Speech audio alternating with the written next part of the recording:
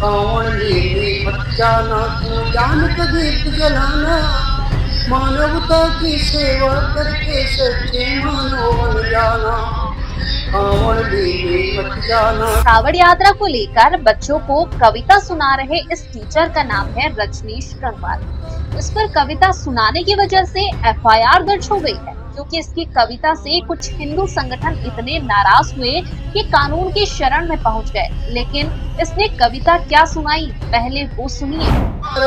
हर जन जन तक पहुँचाना, कावड़ लेने मत जाना, तू जान का दीप जलाना, मानवता की सेवा करके सच्चे मानव बन जाना। कावड़ लेने मत जाना, तू जान का दीप जलाना, मानवता की सेवा करके सच्चे मानव बन जाना। एफआईआर दर्ज होने के 24 घंटे बाद रजनीश गंगवार ने अपना एक वीडियो जारी किया, जिसमें उन्होंने कविता सुनाने का उद्देश्य बताया। साथ ही पता चला कि रजनीश गंगवार एबीवीपी के सदस्य रहे।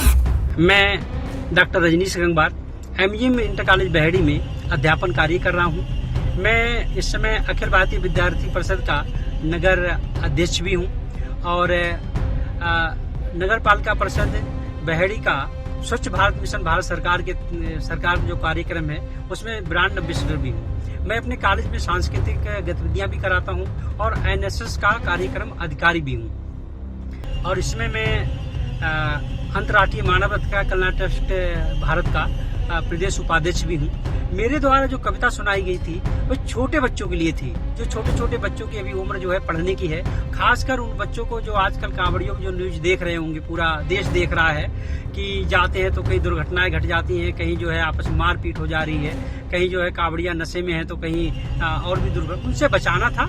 और मेरा उद्देश्य कोई दूसरा नहीं था, बल्कि पूरी कविता को आप सुने, उसमें विचार में शिक्षा का महत्व बताया गया है। अरे बच्चे बड़े हो जाएं, उनकी जो भी भावनाएं वो करें, मैं उनको घर पे तो नहीं रोकने जा रहा हूँ, ना मैं उनके घर वालों को रोकने जा रहा हूँ। मैं तो छोटे बच्चों के लिए मेरा समझाने का दायित्व है। मैं एक अध्यापक हूँ और जो हिंदू संगठन की भावनाएं मुझसे आहत हुई हैं, तो मैं उनसे ये भी बात पूछना चाहूंगा कि आप अपने मंत्री जो राजभर जी हैं उन पे कब मुकदमा दर्ज कराएंगे। उन्होंने तो कांवड़ के लिए कहा है कि जो है इससे कोई इंजीनियर और डॉक्टर नहीं बन सकता। उन्होंने भी तो जो कांवड़ के बारे में कहा, खुला मंच से कहा है, उन पे भी तो दर्ज कराइए।